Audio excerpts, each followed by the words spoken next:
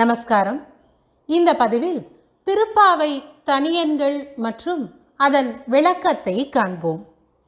தனியன்கள் என்பது பிற்பாடு வந்த வைணவ ஆச்சாரியர்கள் ஆச்சரியப்பட்டு எழுதியவை. இவை பெரும்பாலும் ஆழ்வார்களுடைய கதைகளில் வரும் முக்கியமான நிகழ்வுகளை நினைவுபடுத்தும் விதமாக அமைந்துள்ளது. அவ்வகையில் ஸ்ரீ பராசர பட்டர் அருளிச் செய்த தனியனை காண்போம். நீளா துங்கஸ்தனகிரி தட்டி சுப்தமுத்போக்த கிருஷ்ணம் பாராத்யம் ஸ்வம் சுதிசதசிரசித்தமத்யாபயந்தி ஸ்வோஷ்டிஷ்டாயாம் ஸ்ருஜனிகலிதம் யாவதாத் கிருத்யபுங்தே கோதா தஸ்யை நமயிதமிதம் பூய ஏவாஸ்து பூயஹ.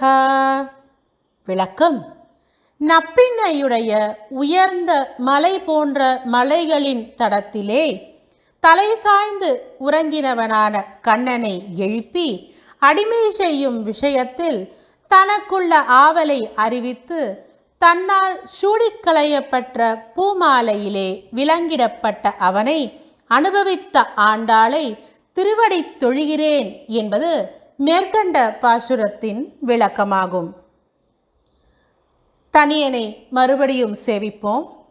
நீளா துங்கஸ்தனகிரி தட்டி சுப்தம் முத்போக்த கிருஷ்ணம் பாராத்யம் ஸ்வம் ஸ்ருதிசகசிரசித்தமத்யாபயந்தி ஸ்வோஷ்டிஷ்டாயாம் ஸ்ருஜனிகலிதம் யாவதாத் கிருத்யபுங்தே கோதா தஸ்யை நமயிதமிதம் பூய ஏவாஸ்து பூயஹ.